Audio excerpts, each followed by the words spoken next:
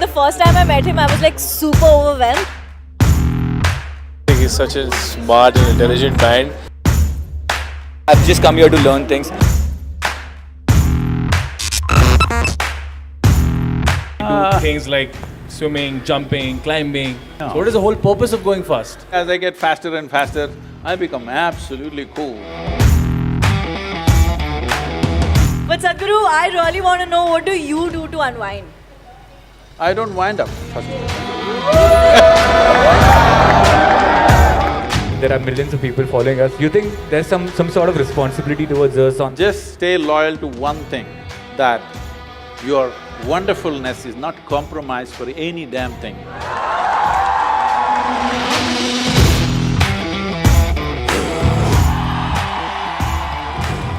I have had the pleasure of meeting the man that I'm going to introduce on stage now before. The first time I went to meet him, I was like super overwhelmed. I was like, oh my, because he's Sadhguru, right? In your head, you're like, don't say stupid things, do not say stupid things. And then I went and I met him and I realized that he's literally as chill, fun, amazing like you and I. And I am super excited about this session. Are you pumped?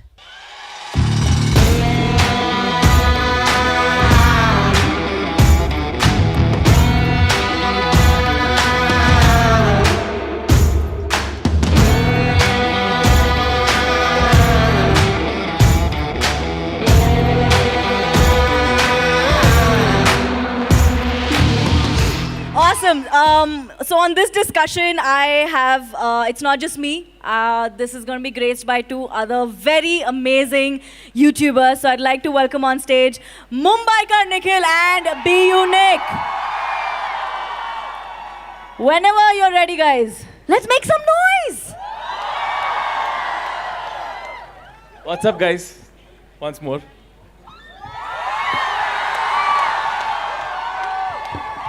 What's up, machas? So, fun story time. Nikunj forgot to pack an outfit for today. As always. And we told him that we are dressing up, so you should dress up. So he's the only one dressed up now. I thought it was fun in my head. Sorry about that. I'm with him. You would no, but yes, you look very yeah. That was the joke, dude. That was the plan. Fine, whatever. I'll let that pass. Anyway, so this is happening. This is a great platform for people like us to talk to Sadhguru. I have had this pleasure before, and I remember the 1 hour that I spent talking to you was the calmest hour I've had in the longest time. And I just didn't know that you could feel like that, you know, when you're talking to somebody. So to begin with, obviously, we have questions. All of us, we are a generation of questions. We always have them. We're always asking. No, we asked questions before you were. Oh, great. So then we're taking that forward. Yeah. That's perfect. I have 3 questions primarily. So the first one is, I'm going to jump right into it.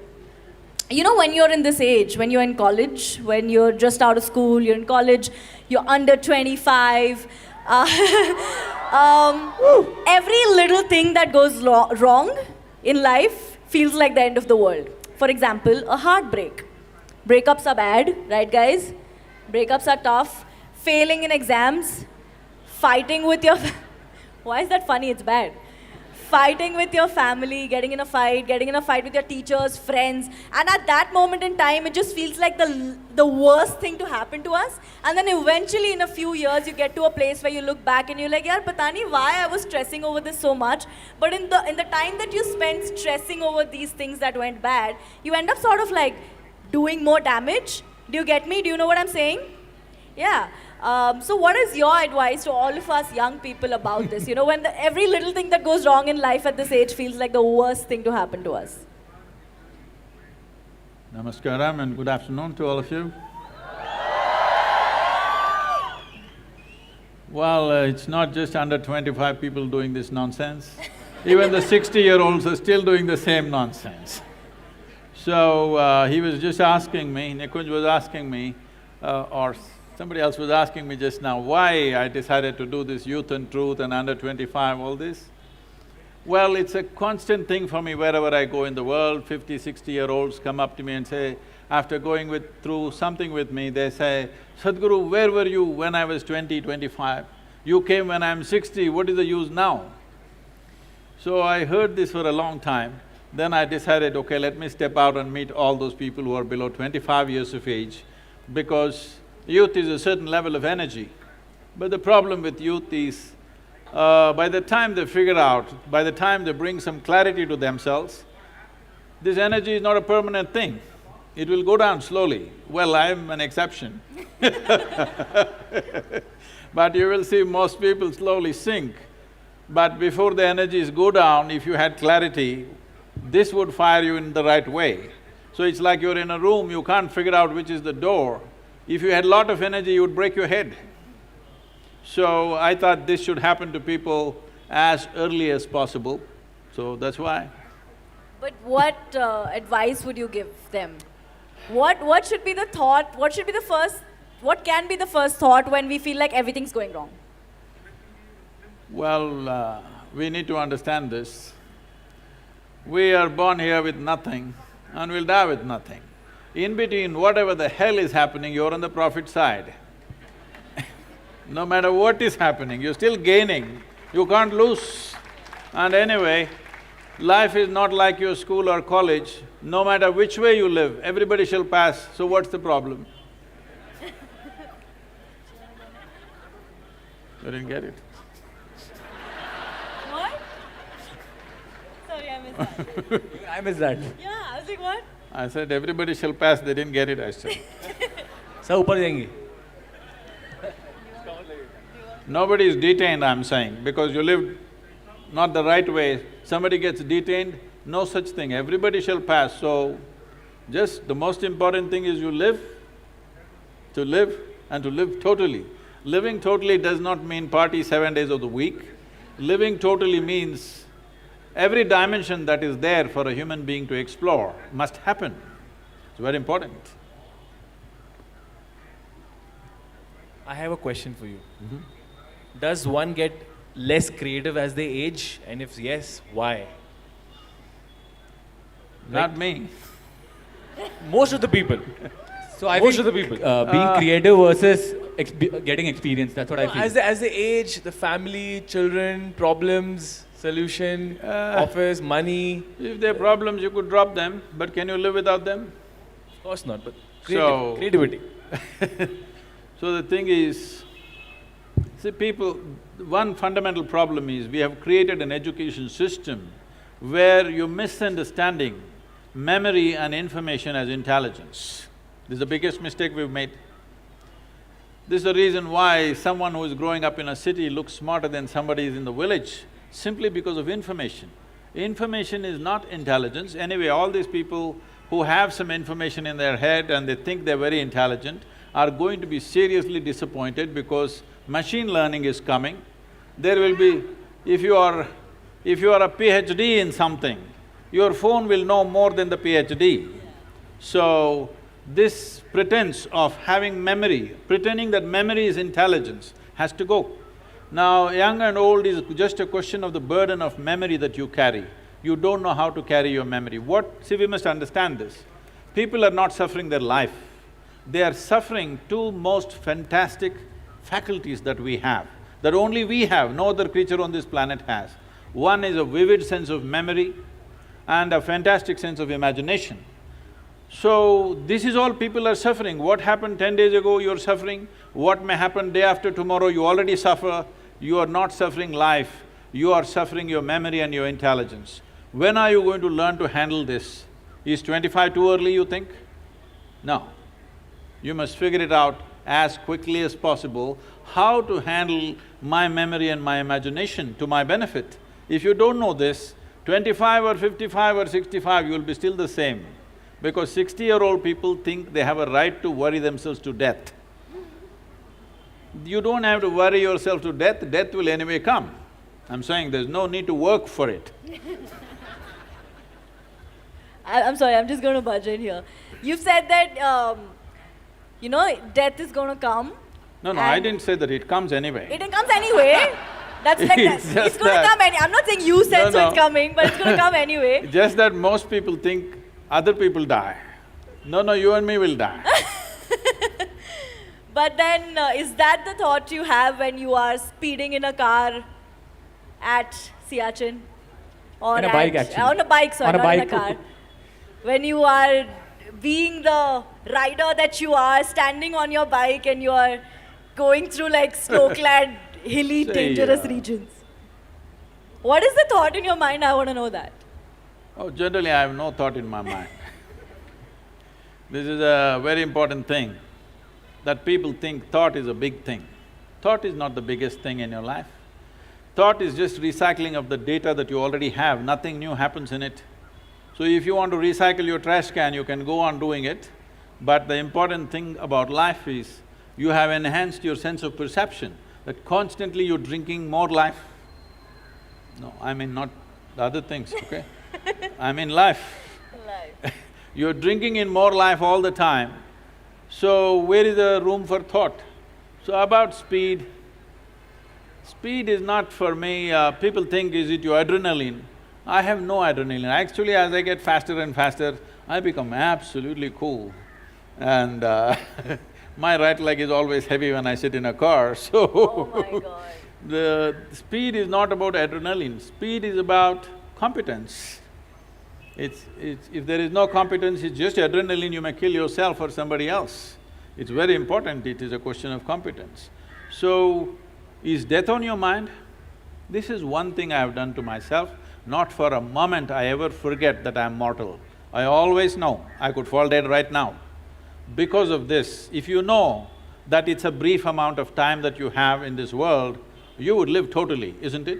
A whole lot of people think they're immortal, that's their only problem. That's why they're postponing their joy and their wonderful nature to tomorrow. They think they can do it tomorrow. So if there's no adrenaline when you're driving fast or riding fast, what is the main purpose of going fast? As a human being, we do things like swimming, jumping, climbing, because we love the drug which is being produced inside our head, right? No. So what is the whole purpose of going fast? The whole purpose of going fast is just this. There is something in a human being, ultimately in this world, in human society, among the monkeys, among the lizards, among everybody, ultimately the only thing that is valued is competence in their world, wherever they are. So, like driving at a certain speed through difficult terrain is more a test of yourself. Whether you can do it or not is the question. And just to get to that edge all the time, if you get adrenaline, you will not go very far because your competence will go away. What do you enjoy when you drive fast? I don't enjoy anything in particular, I just made sure all the time I'm joyful, I do whatever the hell I can. Do you see what I meant by, he's so chill in life, I thought I'm hot. You're hot, pretty much. Listen, I'll give him that in that outfit, I'm gonna give him that. But in life, I feel like being hot-headed is not something you are, you're more chill. You're This is more my getting relaxed. old goals. Huh? This is my getting old goals. Getting old goals. And as hot. And as chill as possible. Everyone has a different adrenaline, that's what I'm saying. The reason that I drive fast… This is a very generational thing. When we were growing up, if we saw something really nice, we saw, oh man, it's hot. Now you're saying it's cool. I think it's because of global warming maybe. Everything else is hot. I was saying like the reason I drive fast and is not to get adrenaline rush, is so that I can get on time and get the Dombivli local, bro. So everyone has a different reason of getting… City boy, Sadhguru, my second question for you would be, on a more funner side, since we're taking it Abba's child. We know that when you were a child, you were a very quiet child. You didn't speak much, but your teachers say that they looked at you and they knew you were always up to some mischief. Also, there's a lot of very… Most of the time they didn't see me because I was not in the class. Whenever they did. Whenever they did. Probably in the canteen, like. In the canteen or wherever it was. So how were you? I went much further. Yes, we would like to know about how further that was. Oh. We want to hear a story from them. We would love to know that. Just yesterday, two of my teachers who were in high school, in the demonstration school in Mysore, the regional school of education, they came to visit our yoga center. So now they were all overwhelmed seeing the center and the work that's happening. So they were asking me, one teacher did not remember my face or anything about me. I said, that's because, ma'am, you were teaching algebra and I never was there. So it's not your fault that you don't remember me. So how further? Should I expose myself like this in front of… We would love to I know. would love to know. We want to know. See, for me, I found everything… Fortunately, the school was located in a place where there was a whole lot of nature, there was a lake close by and forest and everything. So for me, I got so engaged with those things. If you want to know my first venture, they put me to school at the age of 3.5. I was 3.5 years old and they put me to school because I was kind of spilling out of the house a bit. So this maid holds me by the hand and takes me and leaves me in the school. After a few days, I resisted that she can't hold my hand and take me to the class. So I made a deal with her, you have to leave me near the gate. So she left me at the gate and of course, I did not go into the school. I found the Grand Canyon, really. And I explored life and it was so fantastic. Over 3 months passed like this and somehow they discovered I have not been going to school for 3.5 months. But the worst thing they did was, when I came home, they were all accusing me, you have been playing in the gutter. They reduced a Grand Canyon into a gutter. So in my experience, it was like a Grand Canyon. I collected a whole lot of species. Maybe, I don't know, I was working for a biology PhD or something, but they made all that into trash and said you are playing in the gutter. I thought I was the youngest guy to bunk, like I bunked school in 6th standard, but then no comparison. 3.5 years old, no one can beat that. Also, speaking of schooling and parents and careers, right now, we're in an age where there's so many different offbeat careers coming up. As YouTubers, we get this question all the time. How did you talk to your parents about it? How do we convince our parents about this really new career that we have? I want to ask you, if you had to convince your parents and tell them that this is what you… how did that discussion go? Did that happen where you had to sit them down and tell them that this is what I'm going to do for the rest of my life? I want to do YouTube now, like did that happen with you too? He's doing YouTube right now, like he's into YouTube, that's why.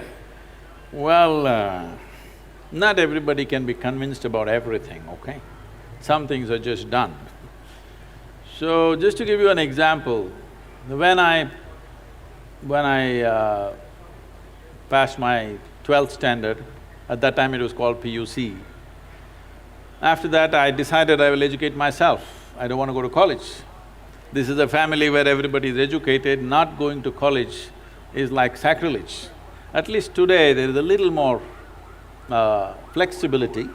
Those days, it's like if you don't go to college, you're finished.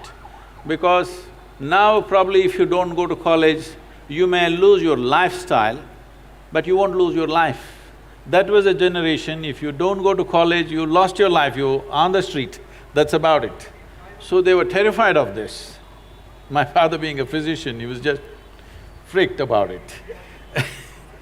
He is a very studious man, all his life, first, second, third in everything that he has done. So he couldn't believe this, that I want to educate myself. So I did one thing. And because of this, suddenly everybody thought I'm become some kind of an enemy. And they were not even talking to me properly. I did one thing. I was just to tell you, I was such a big eater. I would eat 10 times, at least 10 times of what I eat today. But I never was putting on weight or anything because my level of physical activity was such. I could just run up a coconut tree, I was made like that.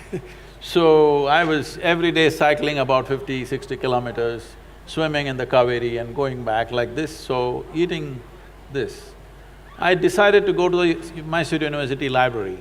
Every day when they open at 9, I went, 8 in the evening they close. That entire time I sat there read all kinds of stuff.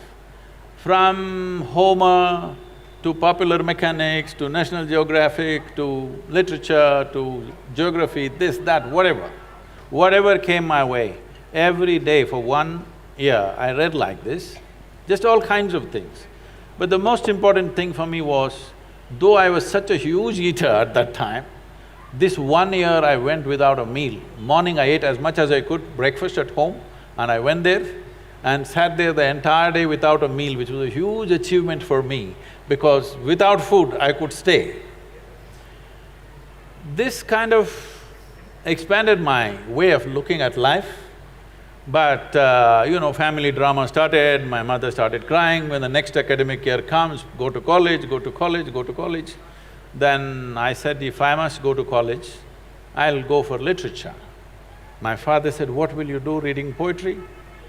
You must become a doctor. He has a seat ready for me in the medical college, everything. I said, no. Then they said, okay, at least do engineering. Then I said, see, Please do engineering. if I say I don't want to be a doctor, if you told me become a veterinary doctor, Ayurvedic doctor, at least a witch doctor, I would look at it. If I say no doctor, you say engineer, I'm not going to listen to this. Your problem is society, your problem is not me. So I just went for literature, and these 3 years, I went there in the beginning and they all had ready-made notes, the teachers, they would read, and everybody writing down. Those days fountain pens, kara kara kara kara, it makes noise, it just irritated me. I said, I don't want to listen to this kara kara noise. I gave them a suggestion, if you give that notes wherever you got it, we will photocopy it and give it back to you. We don't have to come, you don't have to come. Then if I'm there, I'll ask 100 questions. So they didn't like it, then I made a deal with all the teachers that they'll give me attendance. That was my only concern. So once a month I went to college just to check if they're keeping their part of the deal. My life is so similar, yeah. So I explored the geography of Mysore district in such a way, every village track, every hill that is there, every little bird nest, whatever is there, everything I paid attention, just wandering aimlessly. But today, like when I went for the Rally for Rivers board where all the top experts are there, some questions came up when I just telling them casually, they said, Sadhguru, how do you know all this? I said, what was aimless wandering? Where I paid absolute attention to everything, from a worm to an insect to anything and everything I paid attention. Now it's become formidable knowledge. I never intended to learn anything, I just paid attention because it was life. And this is all it takes. We have come here to live. There is no other damn purpose. Those of them who want to go to heaven can go today. Why are they postponing? If it's such a great place, I don't see why you should postpone it, isn't it so? This is very important for the youth. If anybody says there is a better place than this earth, it is a crime. It's because of that we have destroyed so many things here.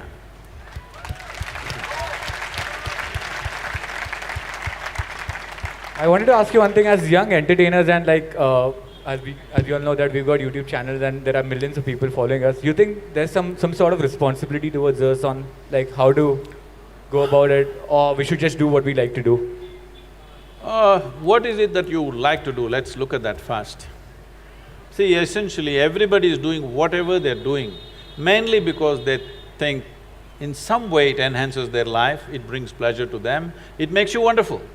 Have you been… certain moments of your life, I'm sure you've been absolutely wonderful to yourself and to everybody around you, isn't it so? All you have to do is just be loyal to that one thing, that you're always wonderful. That's all. Rest of it will naturally happen according to your intelligence and capability. What has to happen will happen. You just be absolute loyalty to your own wonderfulness. This is like, it once happened, there was a man called Shankaran Pillai who was running a pet shop. And someone came and they wanted to buy a dog. There was a reasonably grown-up dog, a golden retriever. He said, I would like to take the dog, how much is it? He said, 25,000 rupees. I said, come on, for a full-grown dog, 25,000, why? He said, "It's too wonderful." He said, "Yes, it's a wonderful dog, but 25,000, that's the price." So he paid the money, he petted the dog was very friendly. Then he was just about to leave, he asked, "But is this dog loyal?" Shankaran Pillai said, "Absolutely loyal, I sold him 12 times, within hours he's back." So no matter what is happening, just stay loyal to one thing, that your wonderfulness is not compromised for any damn thing. It's important. So the moral is you should be loyal and you should be unique.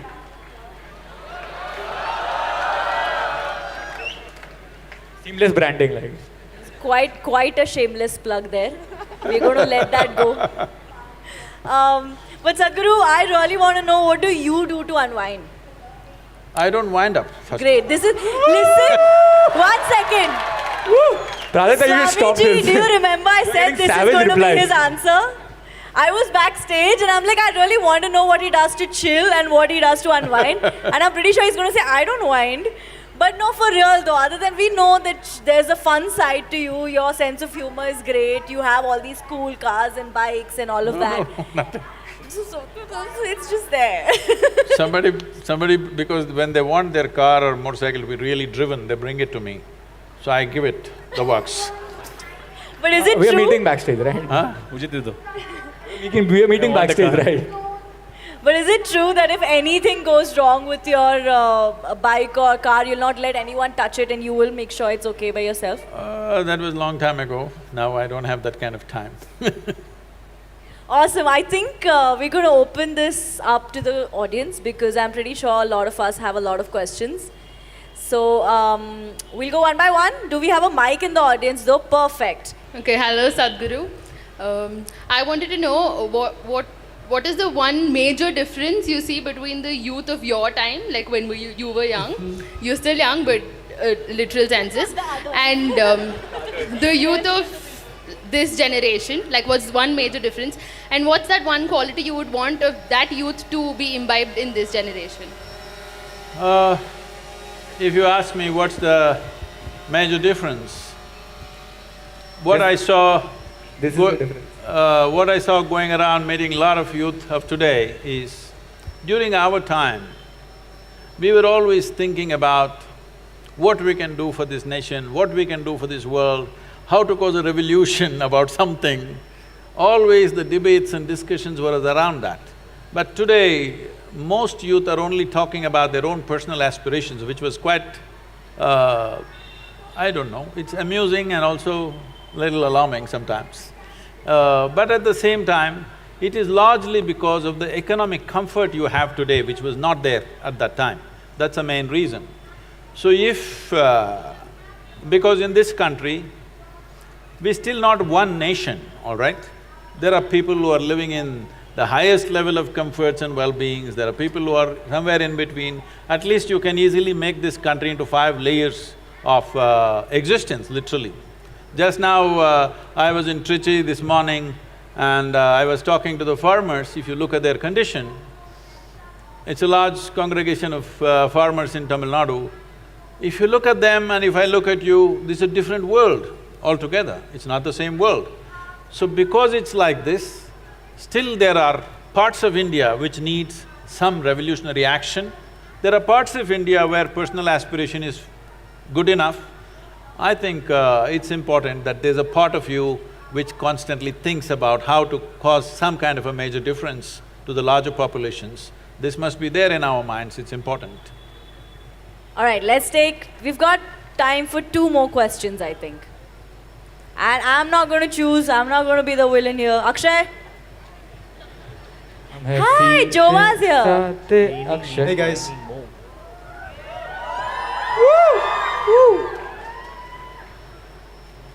Hi Sadhguru.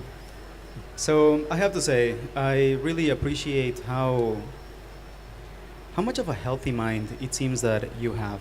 The way that you process information, the way that you experience the world, the way that you seem to be present at all times, even the way that you're putting that much of attention in me. Really appreciate that presence. I talk a lot about mental health with the youth. It is a word that more and more I become uncomfortable saying, because when you say mental health, you're already separating the other holistic health to one that focuses only on the mind, right? And when I talk about mental health, for me is body health, is spiritual health, and it's not only the mind, right? I wear a shirt that says breathe, because for me it's also connected to the body. My question for you is, can you talk a little bit about the connection between the mental health and the spiritual health? Because I see so many similarities in the way that you're experiencing the world, which seems in a very spiritual way, but I also don't even want to call it spiritual because it would be creating a division of how to experience the world. So, can you share some? better avoid that word because it's the most corrupted word on the planet right now. So, let me put it this way. In the yogic sciences, there is no separation between what is body and what is mind. We talk about the body like this: physical body, mental body, emotional body, energy body, etheric body, and there is what is called as Anandamaya Kosha. So the 5 bodies is what we're talking about, we're not talking about a mind. Because what is it that you call as a mind? If there is a certain volume of memory and a certain amount of intelligence attached to it, that's what you call as a mind, isn't it so? Yes, it is. Is it so? Hello? Why are you not in talking terms with me? So, if you look at this, every cell in your body has much more memory and much more intelligence than your entire brain has. For example, memory. You definitely don't remember how your great-great-great-grandfather 10 generations ago looked like, but his nose is sitting on your face right now. Your body remembers even 1,000,000 years ago how your forefather's skin tone was, not forgotten a thing. This kind of memory processing is not possible in your brain, for sure. And when it comes to intelligence, what is happening in a single molecule of DNA is so complex, your whole brain is not good enough to figure that process. So both in terms of memory and intelligence, is a lot more all across this body than just here. This has become important mainly because we have kind of taken education straight out of European culture and put it here. In the European culture, thought became very important because they went through about 300 to 400 years of very dogmatic religious practices, that anybody who thinks something different was dead. So, they broke away from that about 150 years ago, which they called as Renaissance, which was a big breakthrough for them, that they could think for themselves. Otherwise, everything that you need to say is already said in one book. If you say one more thing, you're dead. This was the culture. So they made thought, human thought, into a very big thing. But you understand this, whatever kind of thought you have is only from the limited data that's coming, that's already stored in your mind, isn't it so? With this limited data, you may make permutations and combinations of it, but nothing new will ever happen. So, when we say mind or manas, we are looking at a dimension as memory as a separate silo, which is all across the body. There's more memory in every cell in the body than here. And we are looking at intelligence as chitta, as something totally different. So to keep these two things separate is most important. It is only your memory which gets corrupted. It's in your memory that you go sick. You cannot go sick in your intelligence. If I speak this, people will become very…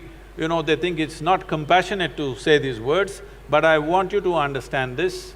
This is because we have gotten trapped in our own memory bubble, that this memory can go corrupt. What happened 10 years ago, it can rot in your mind and become something very big after some time and cause this. Well, people always will argue, but there is a chemical process. Yes, this is the most sophisticated chemical factory on the planet. The question is only, are you a great CEO or a lousy CEO? There is a way that you can keep your chemistry the way you want. Just look at my eyes and say, I'm always stoned. Yeah.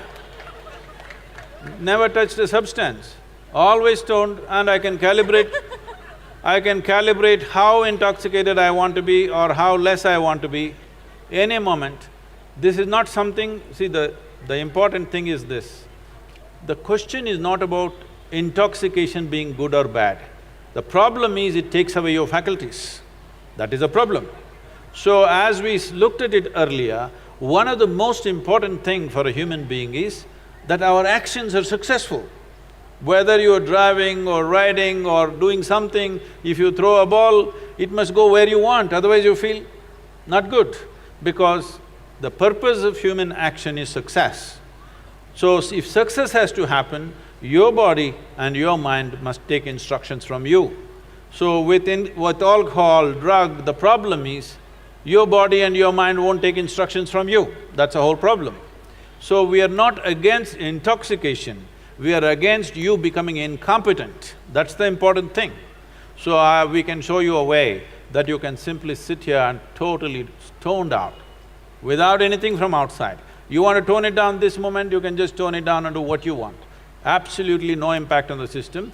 This is not just talk like that, there's a whole lot of research on this.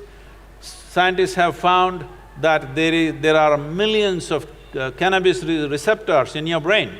Why is it there? Because your body is supposed to produce it, you're not supposed to smoke. You're supposed to produce it in your system. And the Israeli scientists who researched this extensively called that dimension of chemistry in us as Anandamaya, because he did not find any appropriate word. He searched the Indian scriptures and found the word Ananda and called it Anandamaya, that if you want, you can just be blissed out right now. So if you are blissed out, will you get crazy, I'm asking? Well, others think crazy, other people may think you're crazy because you're always blissed out, that's their problem. They're the ones who are crazy because they've lost their bliss. Even the little joy that they had as children, that also they've lost. They're carrying such a grave face as if they're practicing their last posture in their life. Yes, I'm telling you, you don't have to practice, it'll naturally come. When you die, you get the posture. You don't have to practice out all the time on the street So, mental health, looking at it separately is not the best way to do it. You must look at the physical, chemical balance within the system. If this one thing you manage, being physically well, mentally well is a natural consequence. The problem with the whole kind of education we have is, we want the consequence without the process. You don't bother about the consequence. You handle the process right, the consequence will happen. Now you want… mangoes are coming already there in Bangalore? Not yet, not yet. Not yet. Mango is sweet, everybody likes to eat it, but nobody is interested in the tree. If you nurture the tree, mangoes will fall on your head, you don't have to dream about mangoes, anyway it'll come. Instead of nurturing the tree, people dream about mangoes. This is called as being goal-oriented. In yoga we say, if you're goal-oriented, you have one eye on the goal. You have one eye on the goal and only one eye to find your way, you have become incompetent. It's very important that today, this moment, whatever the hell you're doing, to do it as well as you can is more important than what will happen in the end, what will happen in the end. There's no such thing. Somebody, one of the celebrities in the country coming and asking me, Sadhguru, can you tell us how we can beat Pakistan in the cricket match? I said, beating Pakistan is Indian Army's job, you bloody hit the ball, huh? How's the Josh? All right, we've got one more question right there, Akshay. Okay, by the way, guys, little piece of good news, it's not last 3 questions, we've got a lot of time on us, so it's cool, it's chill. I just want to sorry, just before taking the question, I just wanted to ask, so if you're not goal-oriented, I feel that you push your goal too. So, what do you have to say about this? It's not just the process. No. See, well, to set a direction, we have a goal, all right? Whether you want to go this way or this way, you created a goal. But that's all the job is. Once the goal has set the direction, it is a question of efficiency of walking or riding or driving or whatever the means of going there, isn't it? This will… see, everybody has a desire to win. But your desire is only a direction. Your desire doesn't do anything else. A desire sets you in a certain way. Desire doesn't get you to win. Every fool wants to win. but only those who play well will win, isn't it? I want to ask you one thing. What makes us a human being? You said we can get stoned whenever we want to. So what makes us a human being? And do you think greed… I thought you were already born a human being. No. What makes you a hero? That's science. What makes you a human being? You know, not the organs. Talking about what is the whole purpose. Does greed plays an important role in the evolution of a human being? And if we see the life so easily, like, you know, if you want to get stoned, so easy. Oh. No, I'm not talking about getting stoned as becoming… No. This is important. See, because till now you have understood the word stoned as sitting in some place like this, like a dead chicken. No, I'm asking. That's why Nikhil is not taking off his glares actually. Yeah, stoned. I'm talking about… I have mastered the technique also, by the way. That's why. I'm talking about being stoned means you are in a state where no matter what is the nature of activity you're doing, with who you are, what is the result happening or not happening, you're still on. All the time you're on because you're stoned, otherwise you would be affected. But right now people's idea of being stoned is sit in a corner like a dead chicken. That's not my idea of being stoned. You're hugely empowered because you're intoxicated. So what is the purpose? Purpose. You want to know? Now, what makes you a human being? See, there are many creatures. People say approximately there are over 1 trillion creatures on this planet. I just want to cut you. Like, my father used to tell me, like, I was a very dumb child. Like, I never used to I focus can on understand. studies. Yeah. Because I used to ask a lot of questions, you know. I No, never used to because I'm your understand. father's age, I'm saying I can I never used understand. to understand anything. I say that's I was very bad in studies. I was. You cannot say. I can say, I'm his father's age, I can say. So it's like he's like being sad, being greedy, being hardworking. You know, that makes you human. That's a part of your life. You asked the question, you're trying to answer it. What is No, this? I just want to know. Like, I was listening to you. So very what carefully. makes you a human being? There are over 1 trillion creatures on this planet, from worms to insects to birds to animals, all kinds.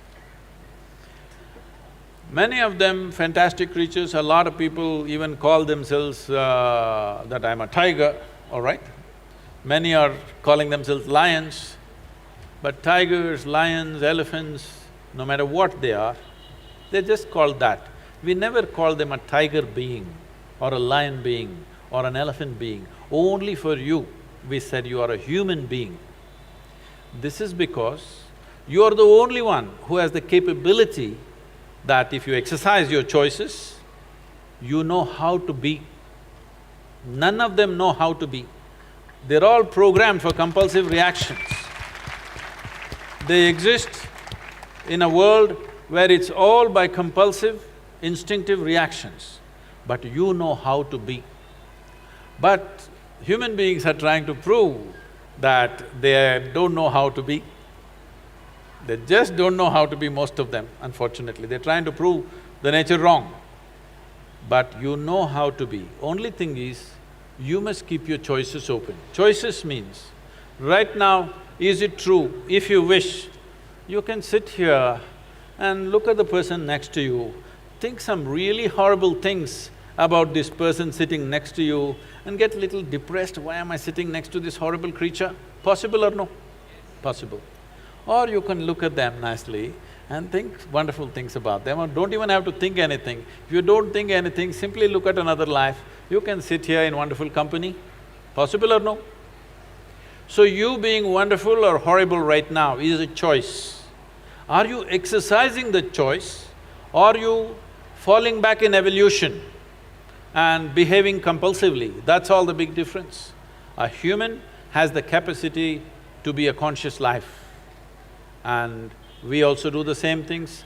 They are born, we are born, they eat, we eat, they reproduce, we reproduce, they die, we die. We're doing the same things. But the big difference is we can do it consciously. They do it as a programmed system. This one thing if you do, suddenly you will see your experience of life is so phenomenal that it is such a big phenomena. What is the meaning of life? Such a question will never come to you. There is no such thing as meaning of life. It's a phenomena beyond all meanings. If there is no profoundness of experience, if you're living on the surface, especially if you're living in the thought process, then you are thinking, what is the meaning? Because all you have is words. When you're full of words, you want a meaning for the word. Tell me what is the meaning of a tree. Tell me what is the meaning of a bird. Tell me what is the meaning of the cloud. What is the meaning of the empty sky? Is there some meaning to it? Meanings exist only in human heads. The universe has no meaning. It's too fantastic to be trapped in a meaning. That's the universe. All right, let's take… Guys, tell us your name so we'll know you. Namaskaram Sadhguru. My name is Rakesh. First of all, thank you so much for being here. I should say on this planet to guide us. Oh, I've been here only. I know I look… See, this happens to me.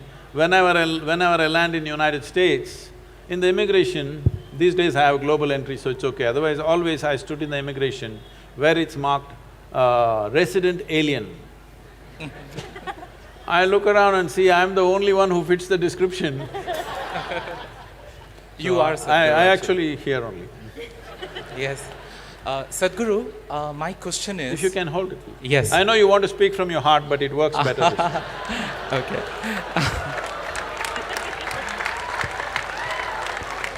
I'm quitting comedy now, right? Okay.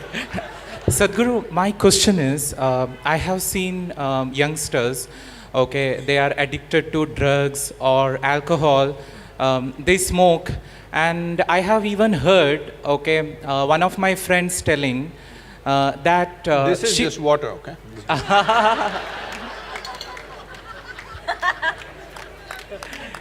Yes.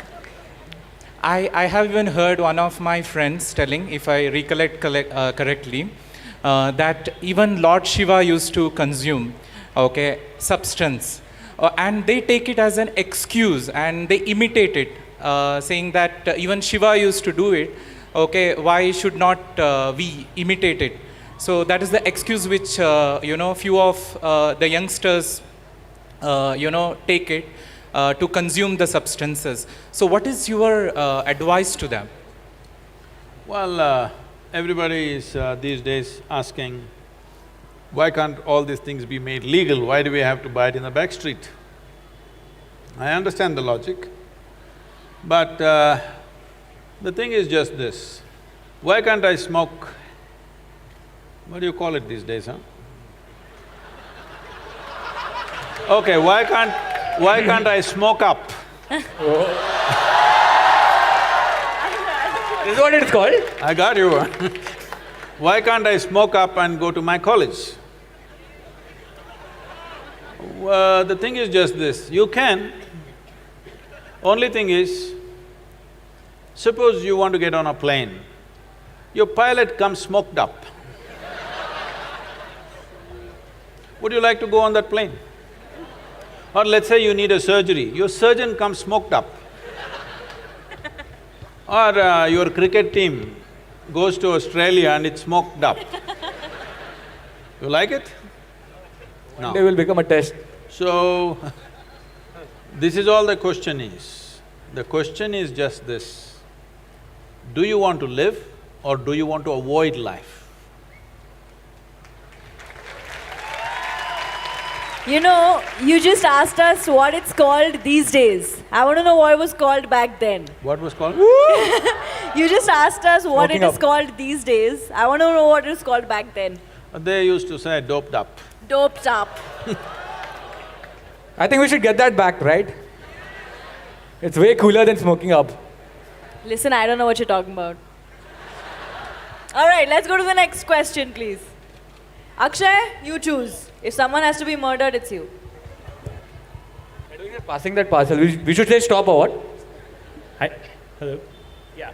So, first of all, it's an honor to be talking to you. Okay. I have a question. What do you think is more important to a youth? Being right and staying with their point, or staying with their point, knowing that they're wrong, but admitting that they're wrong, they would be doubting their own self?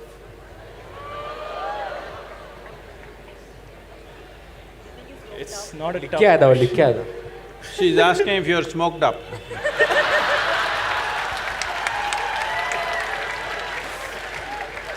No, I'm not. This is how I am without being smoked up. Oh. We can only imagine. So, see, it's best, the sooner you get this in your life, it's best, because if you look at life without a keyhole vision of what I want kind of life, if you look at it little larger life, there is no right thing to do in the world. There's no really something called as really right and really wrong. It is just that people are taking positions and saying, I am right, you are wrong.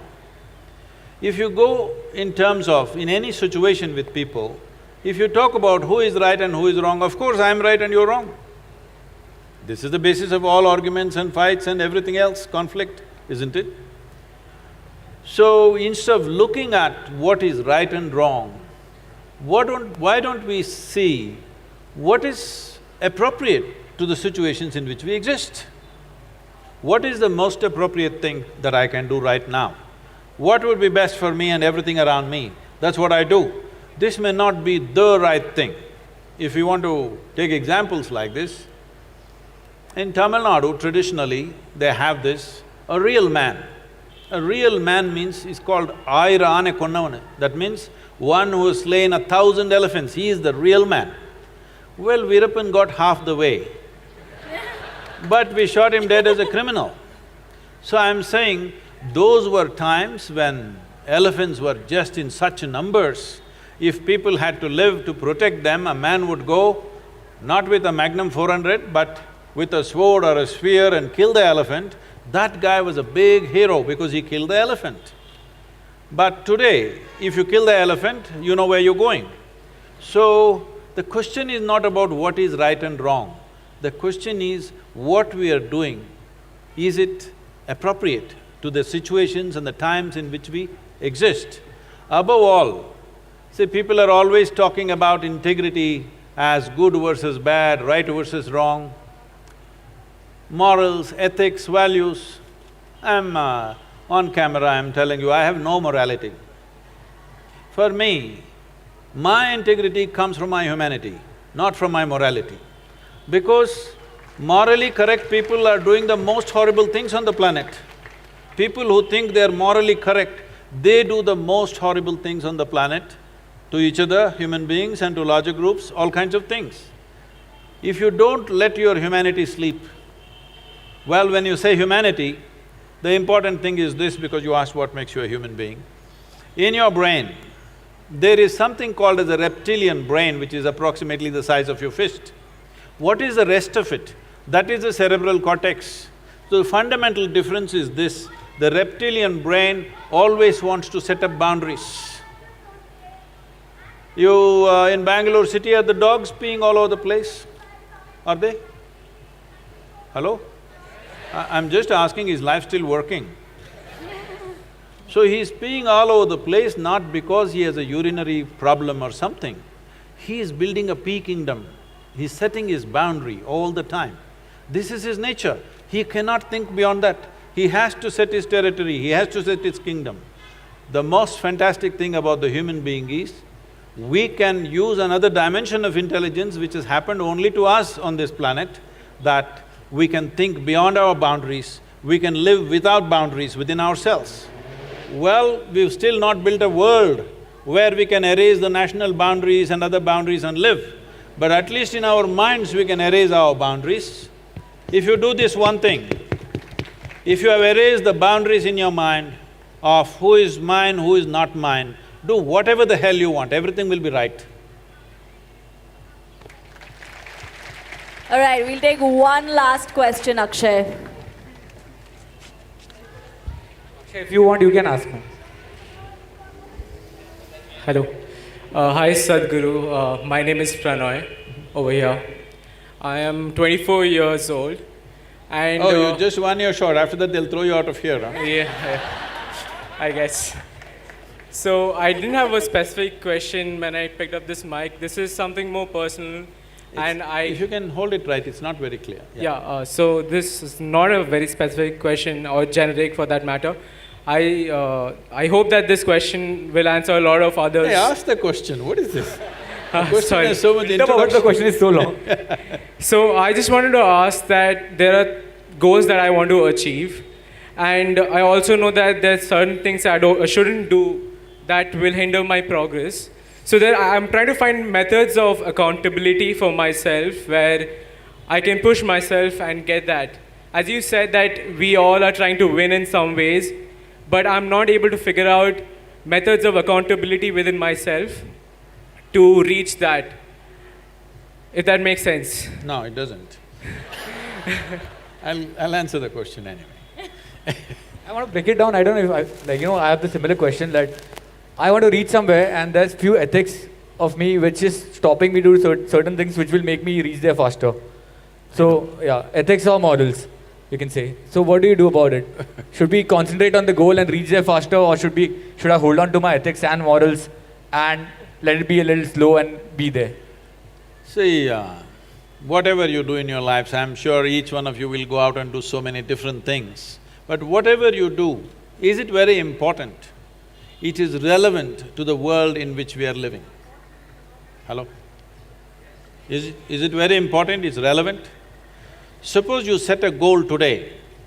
In next 25 years, this is where I want to be. In those 25 years, the entire situation changed, but you are still going that way because you want to get your goal. Isn't it a disaster? So everybody is thinking, my dream should be fulfilled. Let me tell you what's my blessing to you. How's the Josh? How's the Josh? My blessing to you is, may your dreams not be fulfilled. Let something that you could not dream of in your life happen to you. Because what can you dream of? I'm asking you, what can you dream of? Only a little exaggeration of what you already know, isn't it so? Can you dream of something totally, absolutely new, which is not in your experience? So you are ruling out all the possibilities of life simply because you have set a goal, because somebody is telling you, you must be goal-oriented, goal-oriented. No, you don't be goal-oriented. Constantly work on how to enhance this piece of life. It is like, you have a Maruti car, nothing wrong with it, it's a good car to go home and go to the office. But you want to race on the F1 track. Well, four wheels are going to go in four different directions. If you want to go on that kind of speed, you don't dream, you build the machine, isn't it? Similarly, if you really want to go somewhere in your life, you build this one. Don't worry about the damn goal. We don't know what opportunities the world will open up tomorrow morning. How do you know? Just make yourself into a fantastic human being. You will see, life opens up in a million different ways. But if you have one silly little dream and you work for it all your life, what is the point of that? So may your dreams not come true. Let something that you could not dream of happen to you. I feel like all three of us relate to this on a very personal level because Nick wanted to be a bartender. Nikhil was I was actually. He became a bartender. Nikhil was working as airline crew. I was working as a radio jockey, and I remember we have this conversation every now and then where we are like, this was the goal we had, and then nobody saw YouTube coming, nobody saw this happening, and then now suddenly we have a life where we can sit and talk to Sadhguru in person. So don't waste your life. How cool is this? This is the new dream. Don't waste your life dreaming. Keep your eyes and every damn thing that you have open and look. There are a million doorways. I think this brings us to the end of this session. Listen, again, I think the calmest hour we have spent. What do you guys think? 2 times in a row, thank you so… Yeah, I know, it's a very weird vibe. Like, I was just like, after our discussion, I remember just standing and thinking, I was like, what just happened? Did I even talk at all? Maybe I was stoned. Hey. Doped up. But thank you so much, Sadhguru. And thank you to everybody who is here. Have fun, guys. It's going to be great. We're going to take your leave. Thank you. Bye, guys. Let's do it. Check. Yeah. Okay, on that note, we'd like to get a picture with all of the panelists on stage. Would you all like a picture? Yes? So just crowd around the middle and turn around and face the cameraman. A big round of applause, ladies and gentlemen, to the panel on stage. There you go.